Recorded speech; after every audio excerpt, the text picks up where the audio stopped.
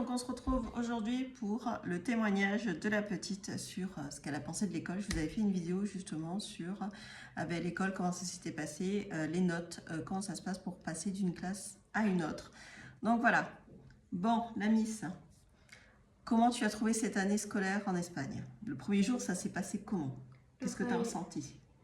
Le premier jour, j'étais un peu nerveuse parce que je ne savais pas où j'étais et je ne savais pas dans quelle classe j'étais et je ne savais pas parler espagnol, alors je me suis perdue. Voilà, si vous voulez, on n'avait pas Ipasen, donc c'est absolument à avoir quand vous êtes en Espagne au niveau de l'école. Et Ipasen, c'est un peu le même en France, c'est, je ne sais plus comment ça s'appelle, donc enfin c'est là où vous avez Pronote, merci chérie. Donc Pronote avec la classe, les horaires et tout ça. Donc on n'avait pas ça parce qu'on ne nous l'avait pas dit, donc on est arrivé le premier jour, on ne savait pas où est-ce qu'elle était et les différents professeurs avaient des lettres de A jusqu'à G. Elle est allée dans le A sans savoir et puis naturellement c'était pas ça, donc on était au G.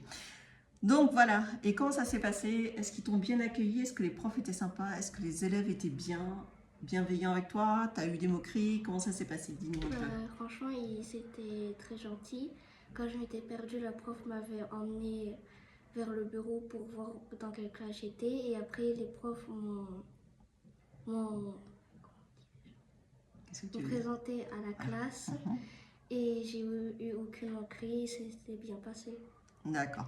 Tu étais avec une camarade qui parlait anglais aussi, Ouais. on t'a mis avec quelqu'un? Oui, parce que la Miss, là, elle parle anglais couramment. Donc ils ont trouvé une espagnole qui parlait anglais plus ou moins mieux que les autres, du moins de la classe. Donc ça lui a permis aussi d'avoir, que ça se passe beaucoup plus facilement. Et les cours, qu'est-ce que tu en as passé des cours? Parce que tu as des cours en anglais aussi, en espagnol et en anglais.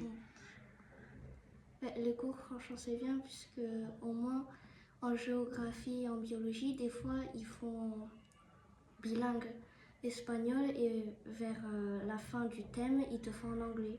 D'accord. Ça t'a permis de pouvoir mieux comprendre. Et les devoirs qui sont notés, c'est pareil. Il y a une partie en anglais, une partie. D'accord. Et tu as trouvé ça assez facile, les devoirs ou pas? Oui, ou c'était compliqué? facile. D'accord. Donc, qu'est-ce que tu as pensé un petit peu? Les profs, ils sont comment? Tu les vous vois? Il paraît qu'on ne vous voit pas, on dit souvent tu. Enfin, en Espagne, souvent, c'est tu, c'est pas vous. Oui, ça c'est vrai. Ça, c'est vrai. Et tu l'appelles comment, le prof? Profé ou par son prénom? On l'appelle profé. Non, voilà. Alors, si jamais il y avait quelque chose à dire en plus, qu'est-ce que tu dirais sur cette école espagnole? Est-ce que c'était bien? Les cours, c'est le matin.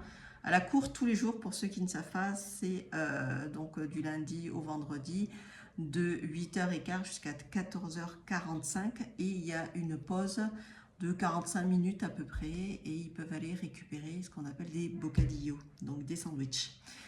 Est-ce que tu aimes bien ce genre de cours, enfin de planning, ou tu aurais préféré un peu comme en France où des fois les enfants commencent à 10h et ils ont des cours, des heures où ils n'ont pas cours et ils traînent un peu, on va dire, à rien faire. Non, je préfère ces horaires. Ouais. On a moins de vacances aussi en Espagne, sachez-le. Il y a 2 semaines en décembre, après une semaine en février, une semaine en avril et on termine le 24 juin. C'est assez chaud quand même, non? Tu trouves pas? Après, ça va, puisqu'on n'a pas vraiment beaucoup d'heures de cours. Enfin, si, quand même. Ouais, mais c'est moins qu'en France. Je sais pas, c'est plus condensé, on va dire, vu qu'il y a moins de vacances, donc bon. Et pendant les vacances, du moins dans son école, il n'y a pas de devoirs à faire. Donc tous les devoirs, là aussi, sont sur Internet, comme en France, je pense, avec Google Classroom, où ils rendent justement les devoirs, et après, c'est noté, et s'ils doivent changer des choses, voilà. Donc si je te disais, on rentre en France, qu'est-ce que tu me réponds? J'ai pas envie. Tu préfères qu'on reste ici? Oui. T'es contente d'être ici? Oui. On continue l'école ici? Oui. D'accord. Donc, qu'est-ce que tu aimerais dire à des ados comme toi, pour qui c'est la première fois ils iraient en Espagne et comme toi aussi, où ils auraient un petit peu peur du premier jour de l'école? Qu'est-ce que tu leur dirais? Comme moi aussi, avant j'étais stressée, mais que franchement les gens à l'école ils sont très sympas et les profs aussi.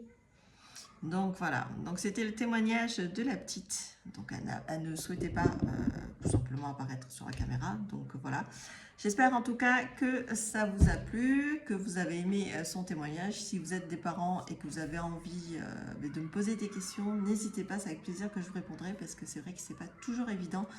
L'école en Espagne, le stress aussi de se dire que est-ce qu'on a bien fait les choses ou pas, parce qu'on on enlève quand même nos enfants de là où ils sont bien, on va dire là, du cocon où ils étaient, pour les amener dans un autre univers avec une langue qu'ils ne connaissent pas. Et on a toujours un petit peu peur que ça se passe pas bien. Donc voilà, ou alors si vous êtes parent et que vous vivez en Espagne et que vous avez eu la même chose, n'hésitez pas à témoigner, c'est toujours intéressant d'avoir le retour d'autres parents. Je vous dis à très bientôt pour une autre vidéo, bye bye.